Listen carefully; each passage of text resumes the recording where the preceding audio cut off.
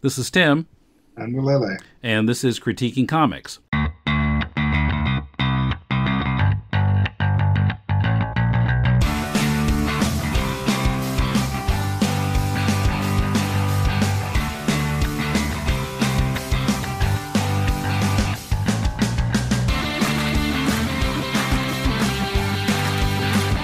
Welcome to Critiquing Comics. This is Tim in Tokyo. And wait a minute, Mulele. Mulele's back on the podcast for today anyway.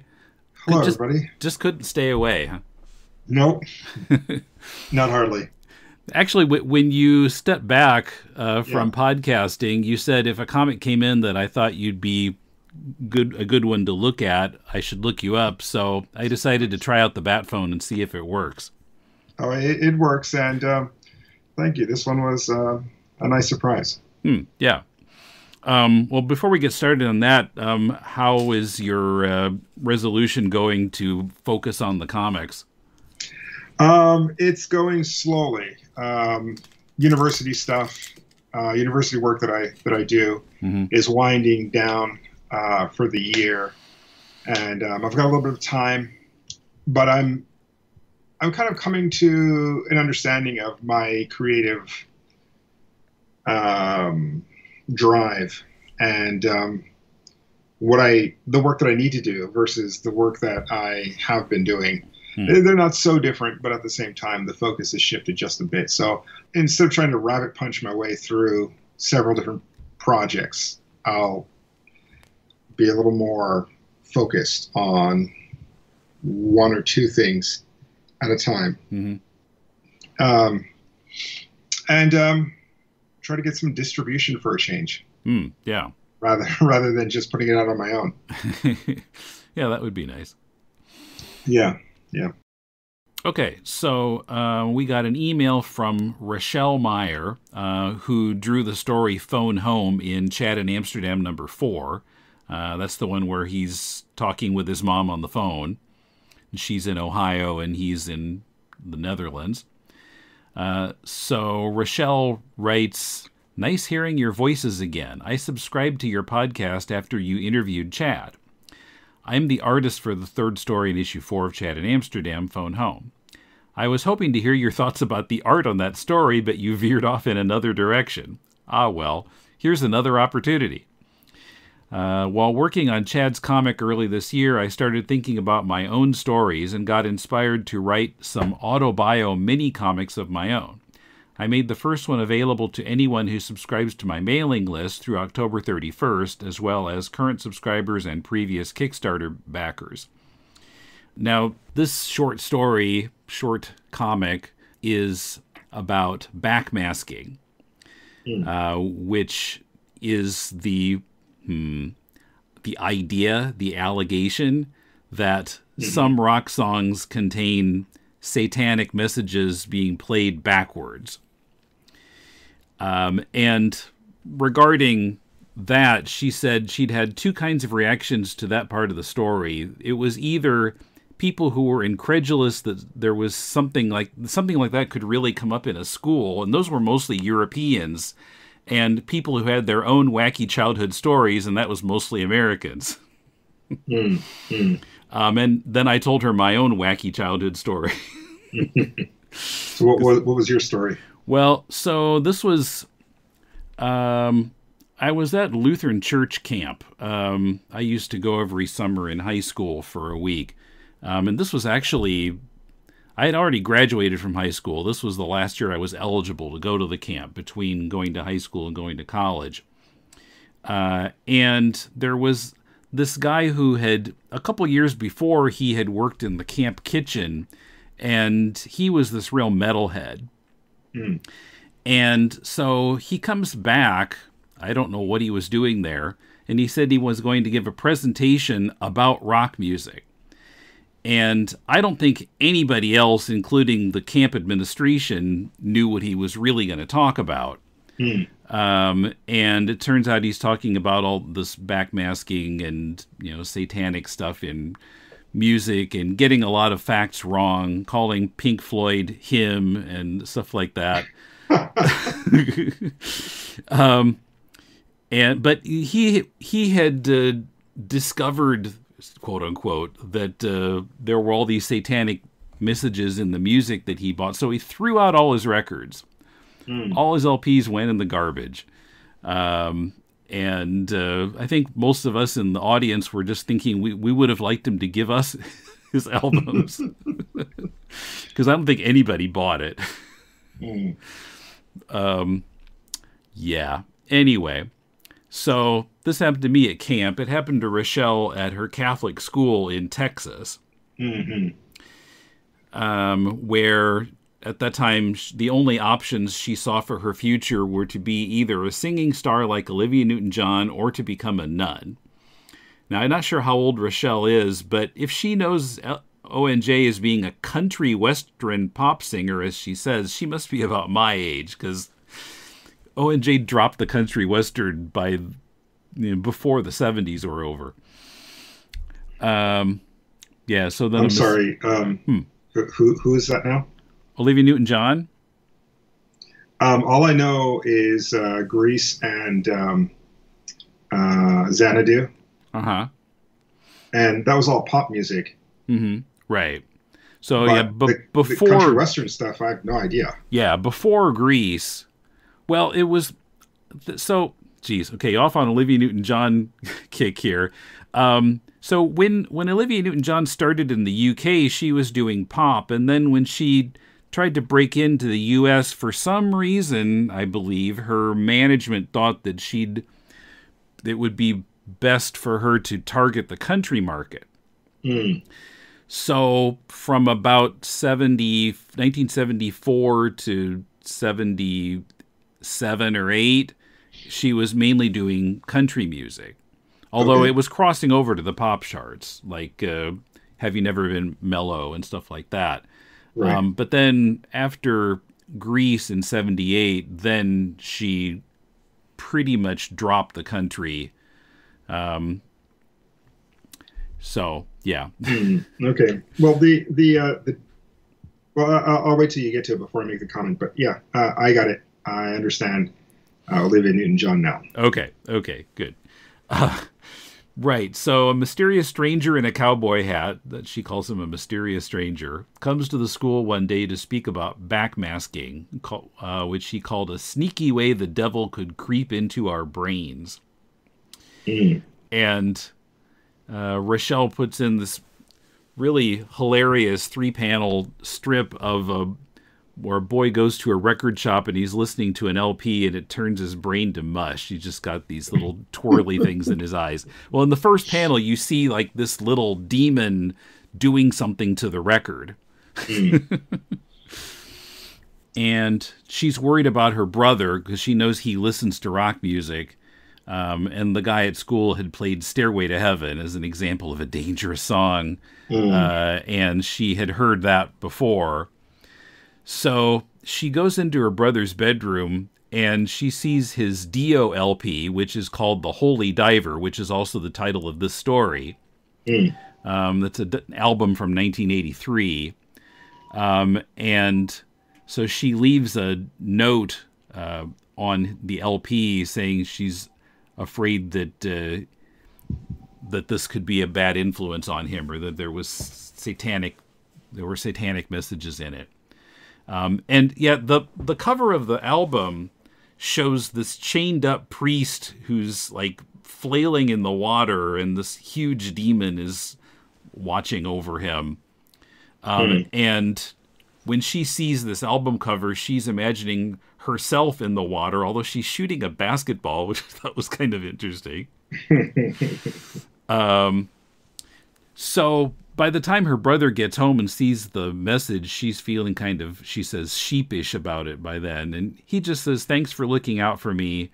And how about if we go swimming? So at the end, of a story called Holy Diver, they are swimming, which I thought was pretty excellent. Yeah. Yeah. So what did you think of this? So my experience with people who have no business even listening to music, talking about music in a negative way, comes from the PMRC. What's that? the Parent Music Resource Center or something. Okay. They're responsible for the parental advisory stickers that you used to see on albums. Yeah. Um, and I guess that was kind of a compromise. They had wanted to do something stricter, but were not able to get it. Certain stores, I'm not sure if Walmart was in this, but certain stores refused to carry albums with those stickers. So people, and this all came from one of Prince's albums. They listened to a Prince song. Yeah, from and Purple I think Rain. It was it Purple Rain? Yeah, it was Darling Nikki. Yeah. But basically hearing some rather torrid lyrics, they decided this is not good for kids. I think one of them bought the album for a niece or something. And there was a line in there about masturbation. But basically, reading through this story, I kind of, for me, it wasn't about the backward masking. It was about the girl and her relationship to her brother and this incident.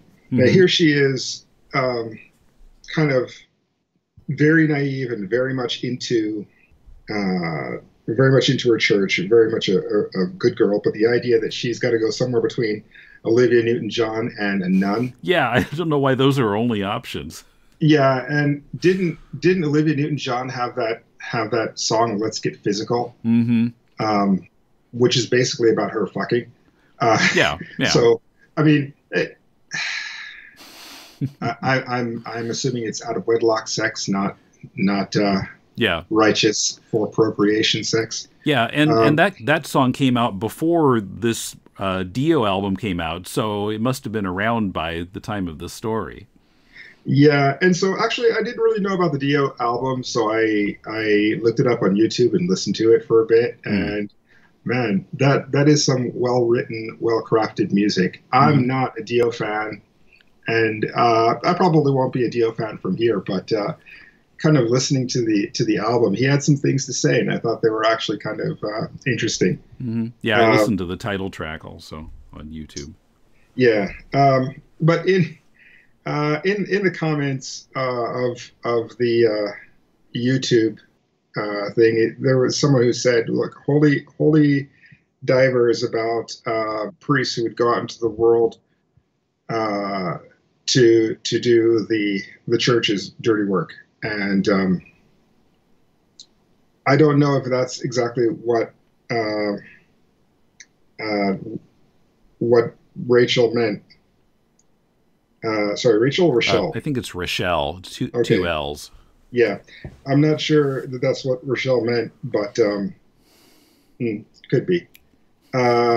So here she is. She is told this thing by this person at school. She takes that information and goes directly to her brother's room and starts investigating his albums, looking for the devil. Finds what she thinks it is, and there is a big devil on the cover of the album doing devil's horns, which is kind of, at this point, is it a self-reference? I don't know, but anyway, and this priest wrapped in chains in the middle of the ocean while being whipped by the end of a chain by the devil. So it's got a pretty over the top cover. It's like, yeah, I think this is it. You're you're going wrong here, bro. And but the thing of it is, the brother looks at this and just basically says, "Thank you." Yeah, I mean, he never mind whether it's something to legitimately be worried about or not. It's, he's touched by her concern for him. Yeah, well, I mean, the thing I see here is the brother had the wherewithal to see the naivety of his sister, but at the same time, the love to say, "Thank you for what you're trying to do." And then allowing her to save face by saying, "Hey, different topic," and they go swimming. that is a very beautiful moment, and not one that I could have had at any time in my life up until this very moment. Wow. From Okay. here on, it's about a 50-50 chance. But until this point, it was a 0% chance. Hmm.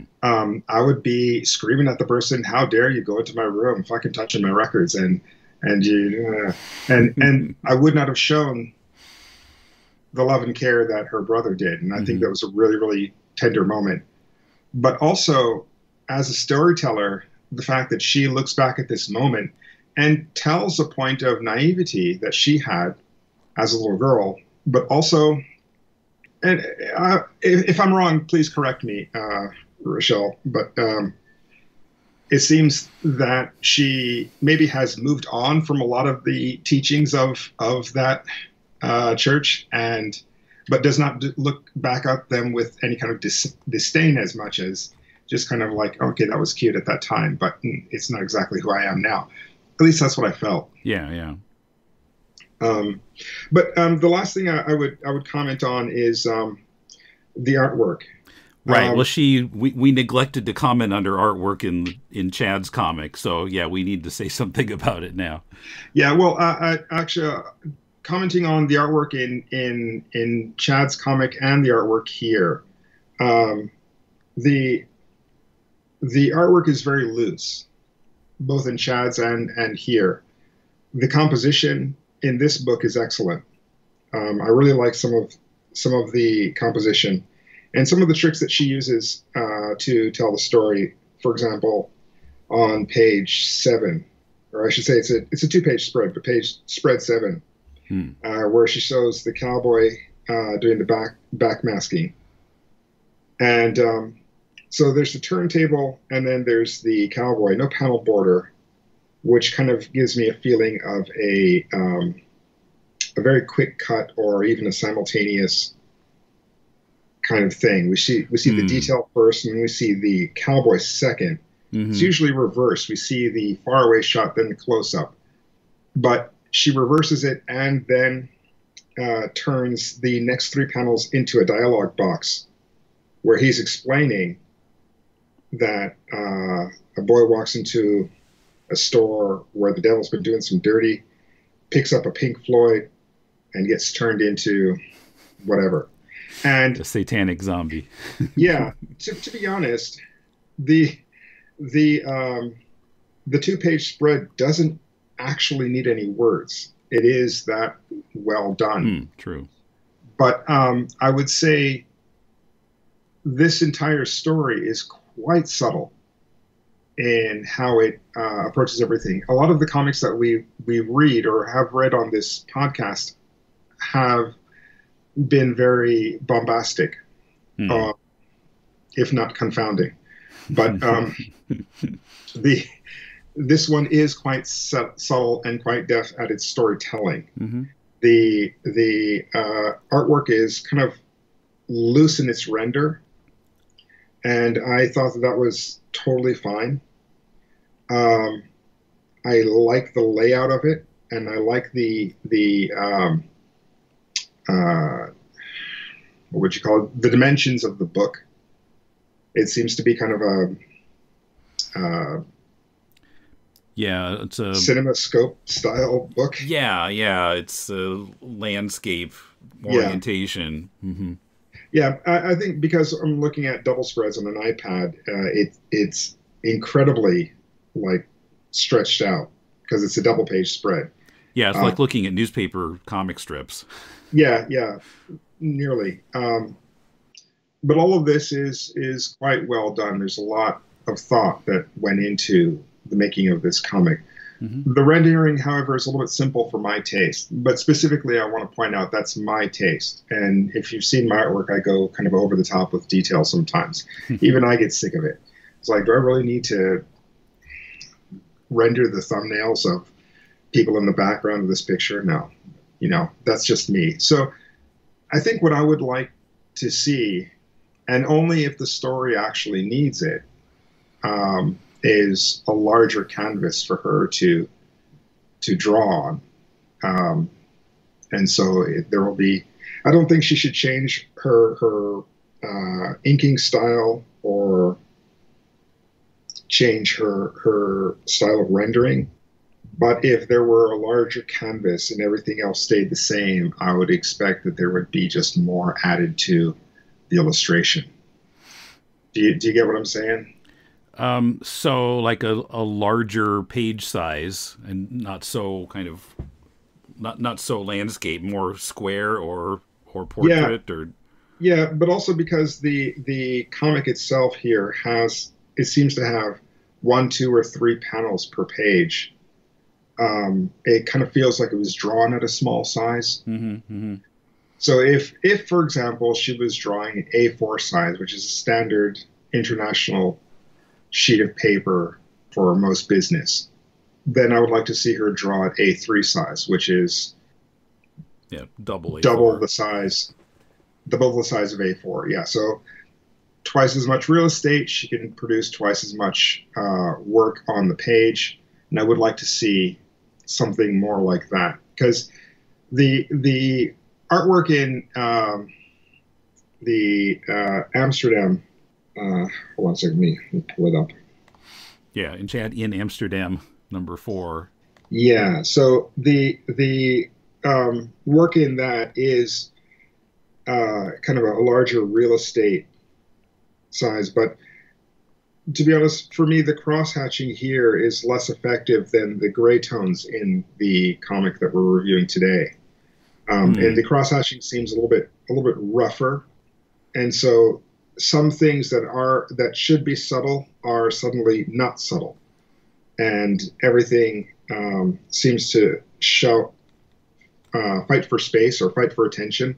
When we have the dialogue balloons, which are complex in their orientation, with the line work, which is complex because it's all one tone, and the panel orientation, which is, I should say, there are many panels, 4, 5, 6 panels per page, and so it just feels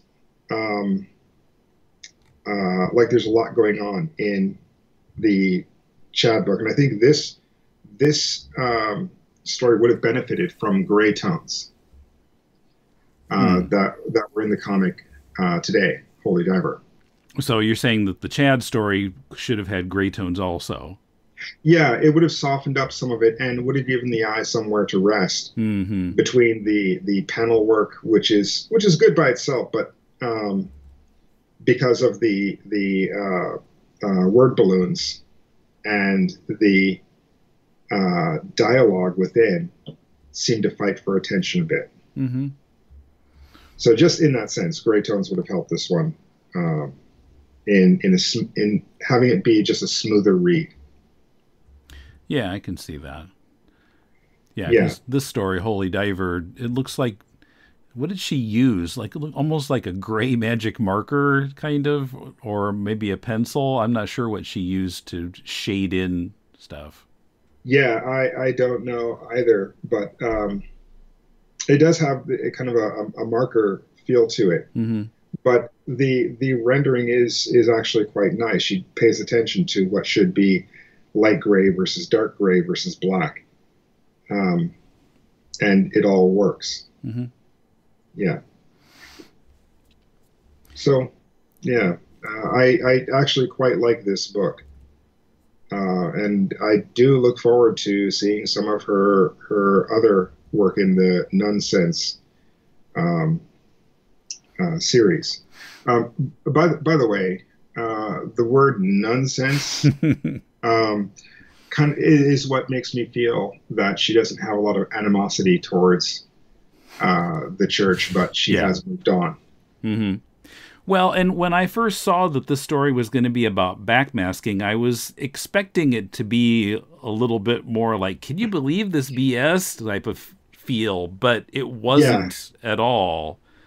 It was just kind of stating that when I was a kid, I believed this, and it led to kind of a nice moment with my brother, and that's it. Yeah, I had the exact same reaction. I was expecting something else. I actually had to read it twice before I could kind of form a coherent thought. Because because it went against expectations. Very much so, yeah. Yeah. But it was refreshing.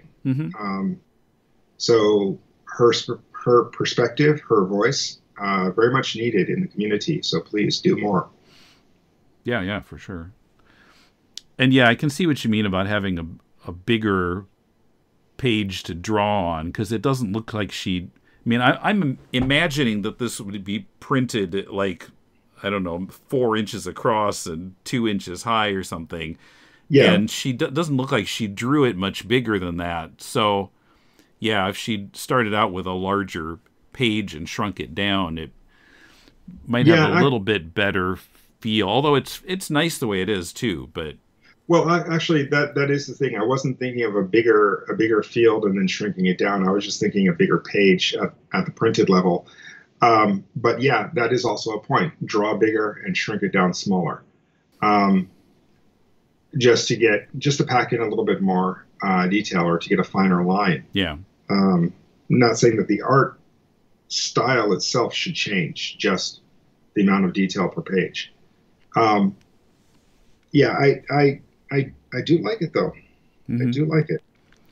You know, some of the pages do have a fair amount of detail though. Like the last panel where they're at the pool and you can see people lying on lawn chairs and or tanning beds or whatever, and a boom box. And I mean, although I can imagine that if it had been drawn a little bigger and shrunk down, it might be a little tighter. Yeah. One thing though, looking at the Chad story, the dialogue there kind of rides rough over the artwork, whereas in this one, the dialogue is the dialogue and the artwork are very respectful of each other, if I can put it that way. Nothing overlaps too much, and everything has its space to breathe, and you can kind of take it in with kind of a measured rhythm. And I think that there's something much more careful, much more planned with this book, and I think much more confident as well. Perhaps because she was working under another writer, and she was trying to fit her voice to him rather than solely being on her own. And it's not to take anything away from Chad's story there, or to say that work is not good. That's not the case. I'm just talking about the art of both stories, and why I feel this one is a little more measured, or a little more in tune with her own sensibility, or at least that's the way it looks to me. Sure. Okay. Well, it's been very good having you back. Hope we can have you back again in whenever you got some time. Sure. And listeners, if you'd like to hear your work critiqued on this show, send a PDF or a link to mail@deconstructingcomics.com, and we'll read at least 30 pages of it and critique it on this show. So, till next time, this is Tim. And Mulele. And thanks for listening to Critiquing Comics.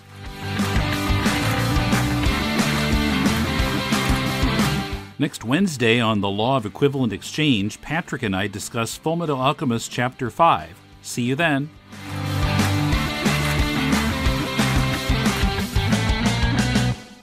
Wait a minute, her brother is also listening to Rush. I don't know. I'm not a fan of Rush, so I don't know. But anyway, yeah. Moving Pictures is a good album. The other stuff is some of it's okay. Aren't they from Canada? Yep. Yeah, well, Toronto. I guess Keanu is from Canada, so it can't all be bad. I jest. I talk shit just because it's Canada. Anyway, okay. Until next time. Okay, see you. See you.